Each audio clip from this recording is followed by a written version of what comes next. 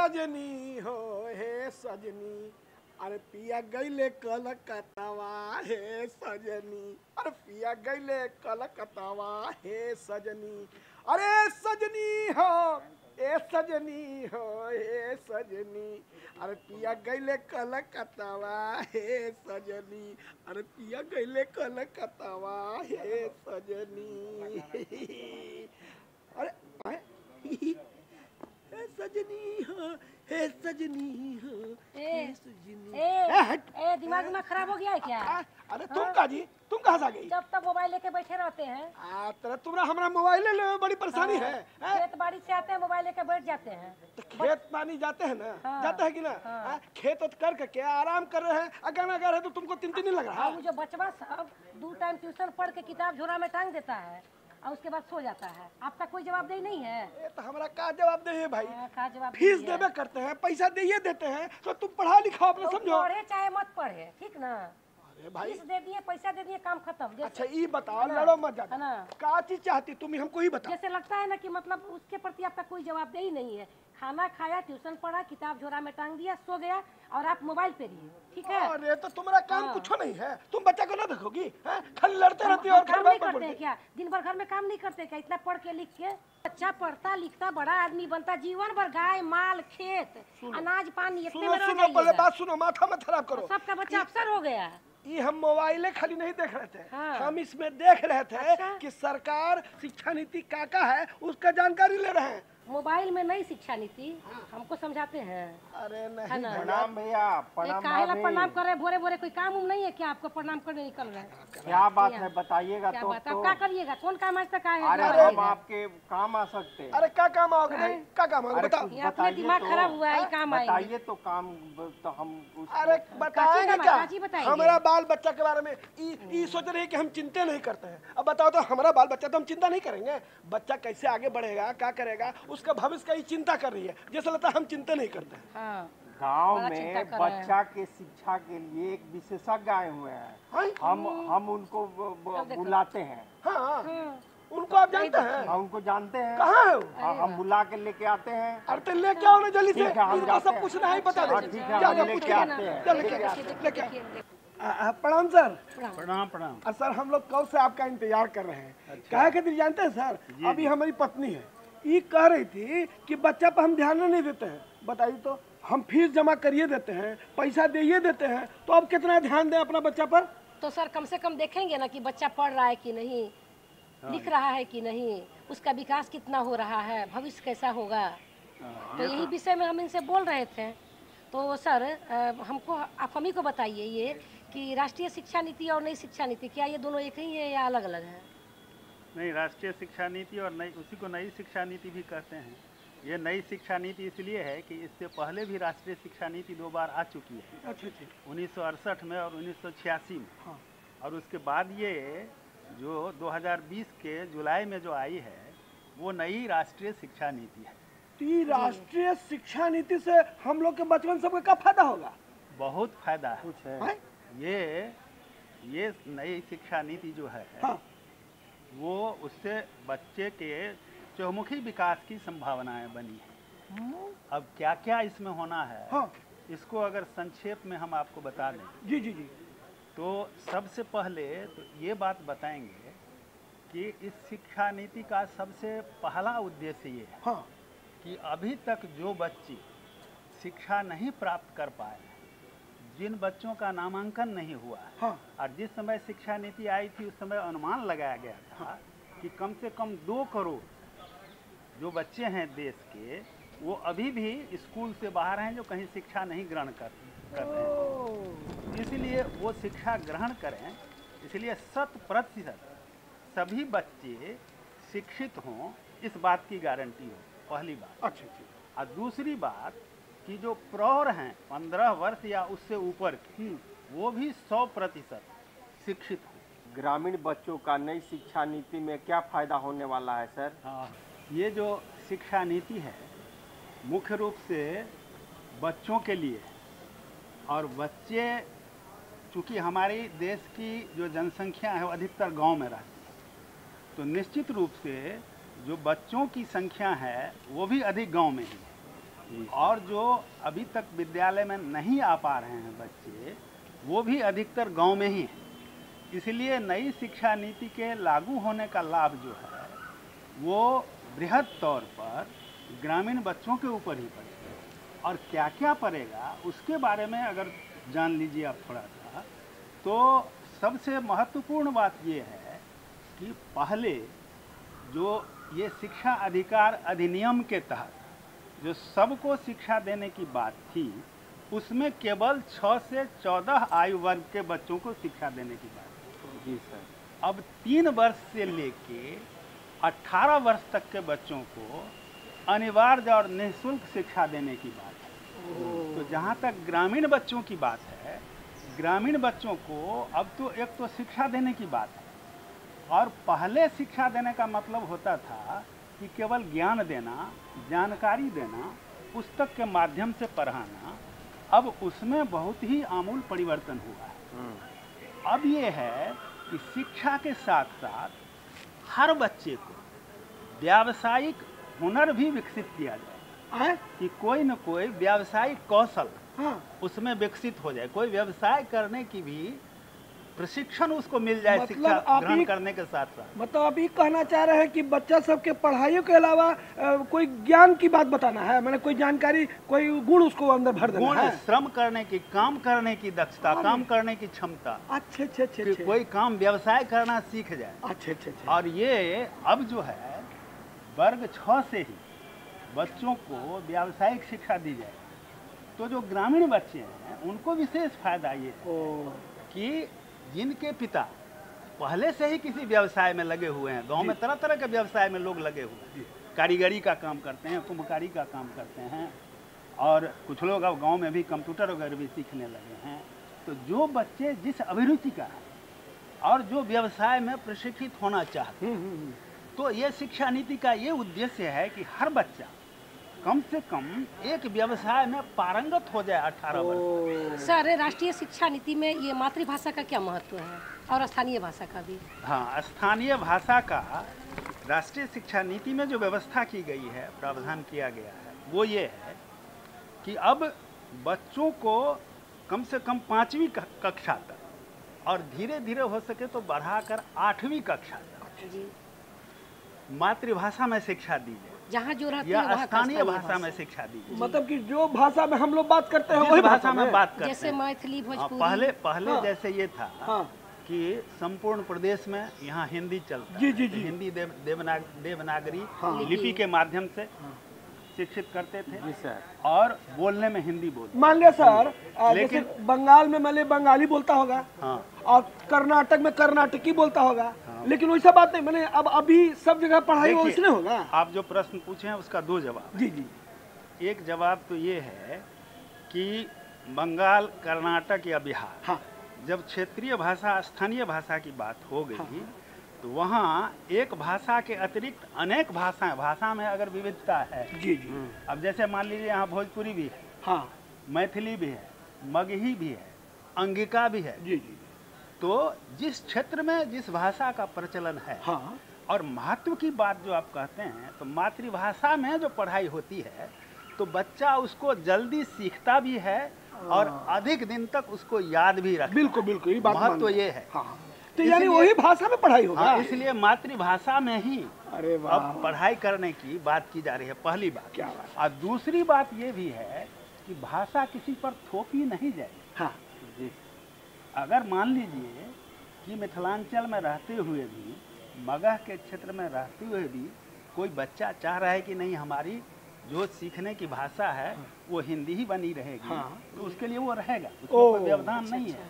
लेकिन अगर सुविधाजनक ढंग से, प्रभावी ढंग से, और वो व्यवस्था भी हो जाए आसानी से, वो चाह रहा है कि हम अपनी मातृभाषा में सीखें, तो उसके लिए मातृभाषा में पुस्तकें होंगी, मातृभाषा पढ़ाने वाले शिक्षक होंगे, और मातृभाषा में पढ़ने की जो और सब सहायक सामग्रियां होती हैं वो सब उपलब्ध कराई जाएगी। मतलब ये है ना शिक्षक भी कि अपना बच्चा लोग कोनो भाषा में चाहे तो पढ़ सकता है ना, और उसको मन है तो हिंदियों में पढ़े, अंग्रेजियों में पढ़े, है कि नहीं?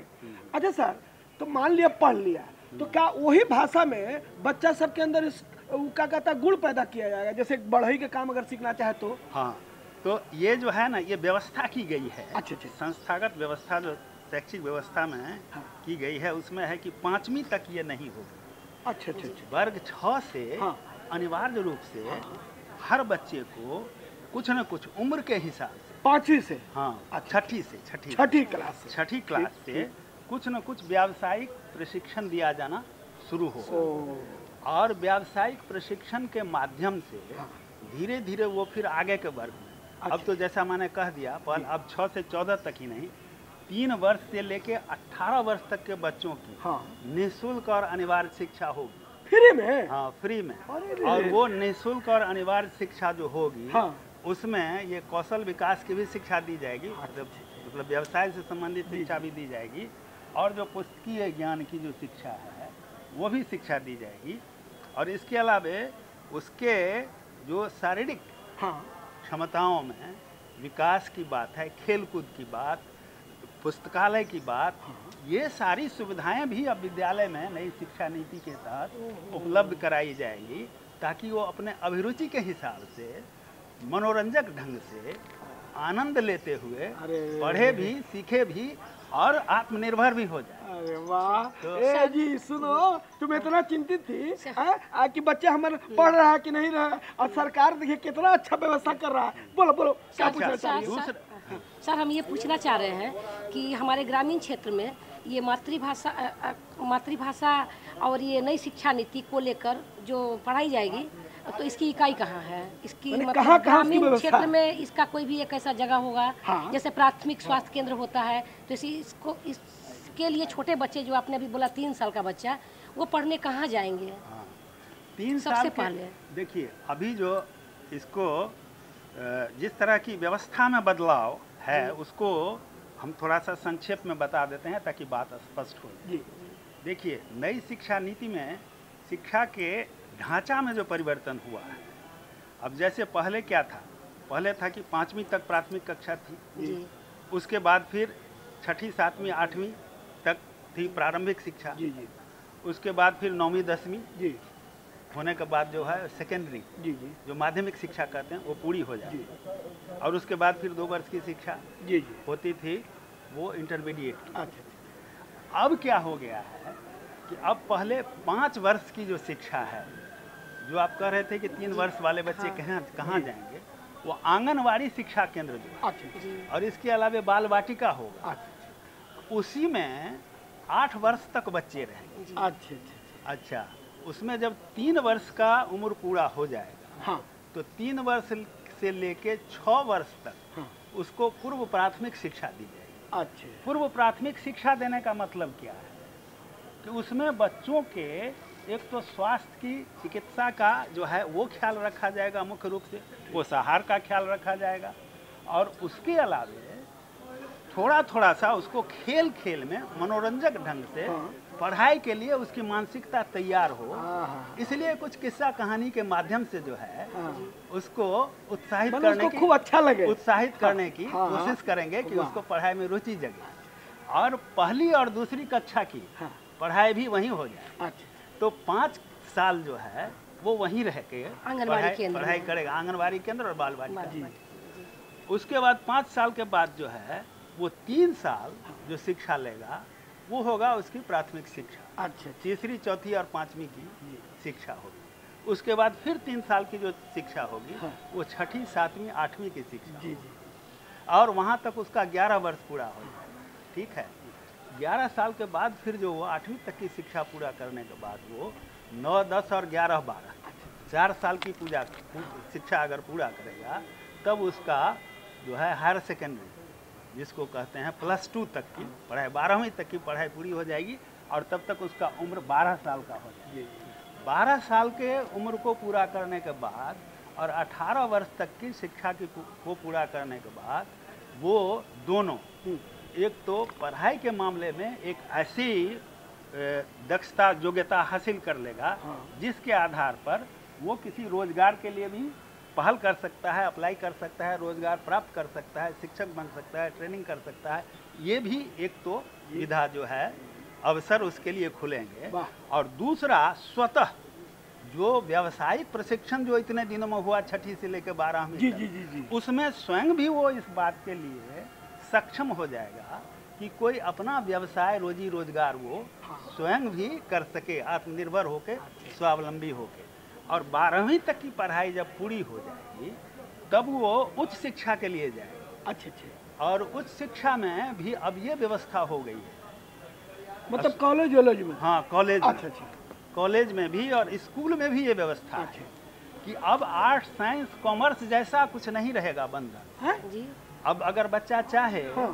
कि आर्ट्स का भी 4 विषय रख लें, 2 विषय कॉमर्स का रख लें, 2 विषय साइंस का रख लें, इस तरह से वो रख सकता है? उस तरह से रख के अरे वाह। एक तो ये, हाँ एक तो ये व्यवस्था है। दूसरा क्या है कि पहले सबसे बड़ी बाधा ग्रामीण बच्चों के लिए क्या था कि एक बार अगर वो निरुत्साहित हो गया तो दोबारा उसको हिम्मत नहीं होती थी जी, जी। कि फिर से दोबारा एडमिशन लें नए कोर्स में और पढ़ाई करें। अब ये नए कोर्स में पढ़ाई लेके नए सिरे से पढ़ाई करने की ज़रूरत नहीं होगी।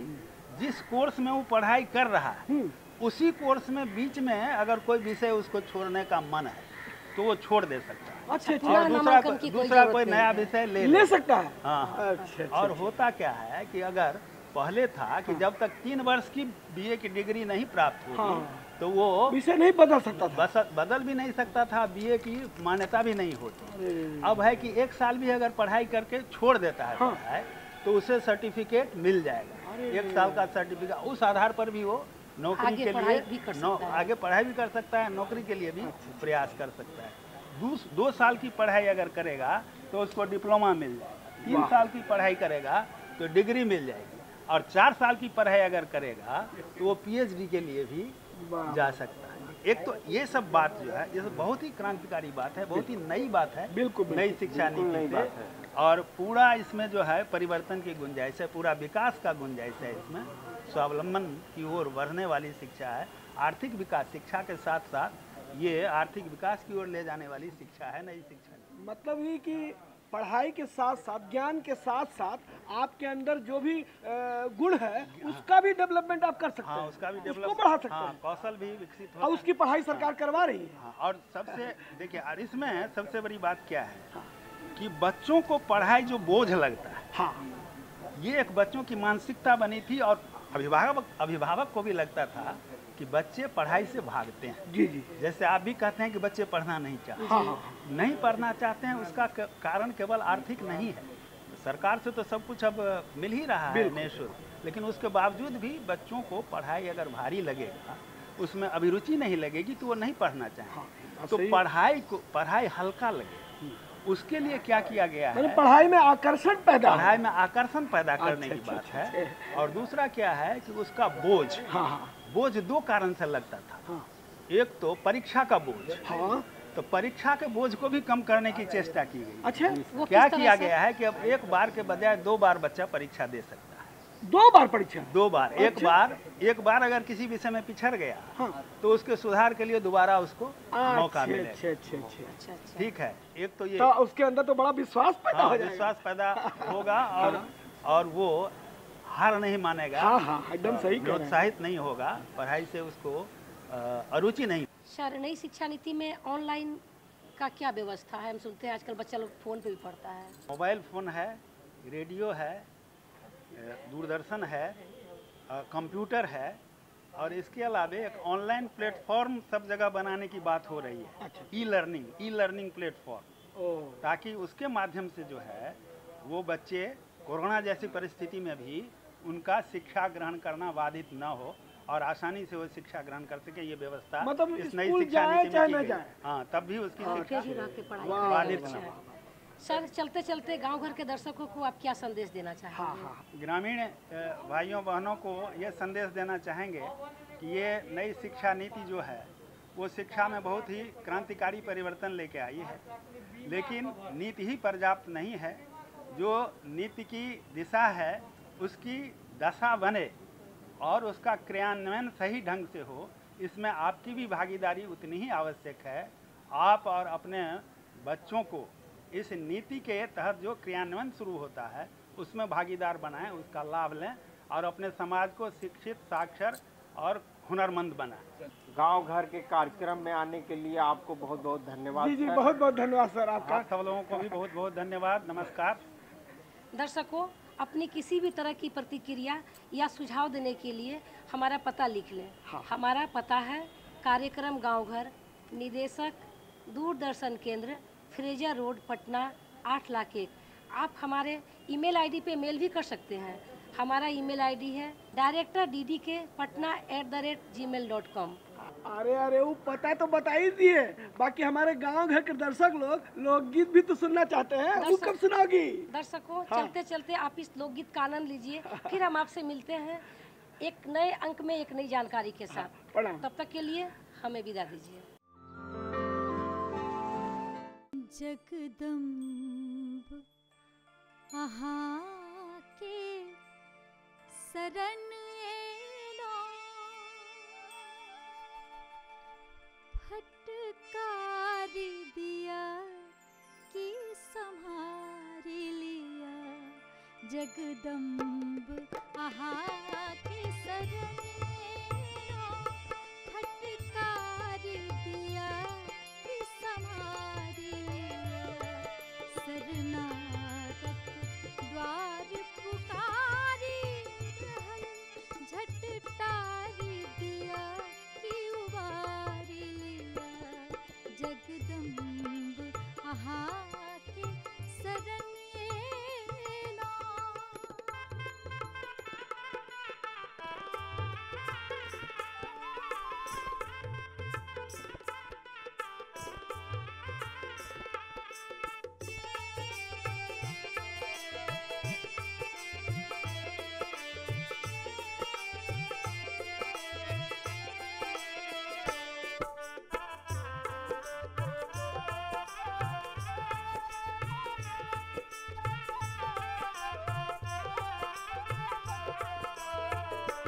विधि विष्णु महेशक अंतर रही, विधि विष्णु महेशक अंतर रही।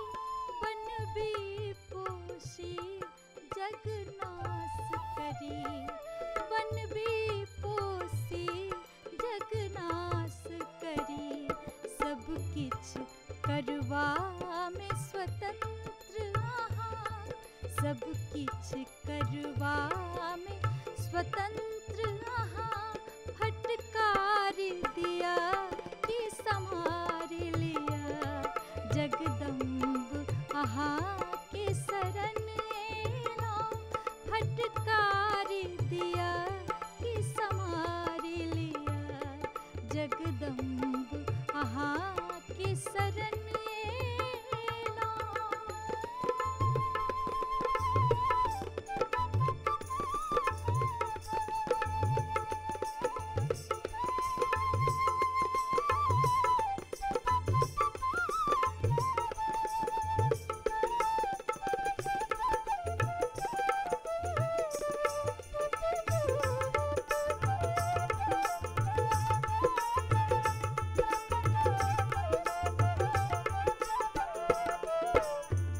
जल थल नभ वायु हुतासन में, जल थल नभ वायु हुतासन में।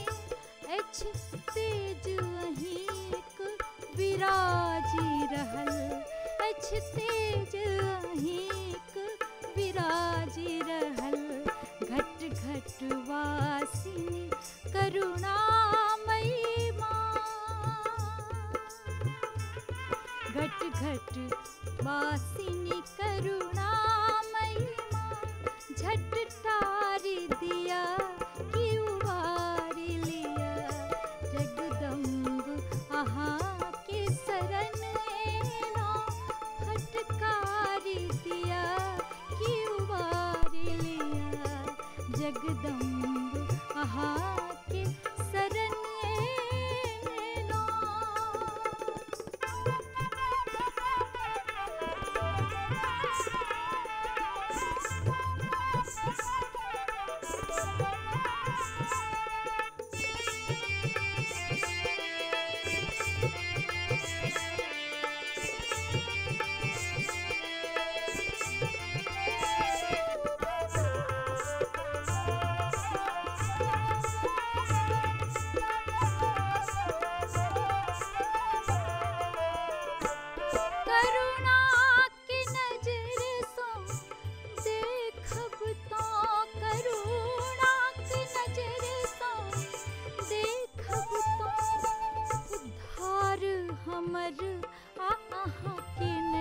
छति माँ उतार हमर आह के न छति एछ आश्रित काली कांत अड़ल एछ आश्रित काली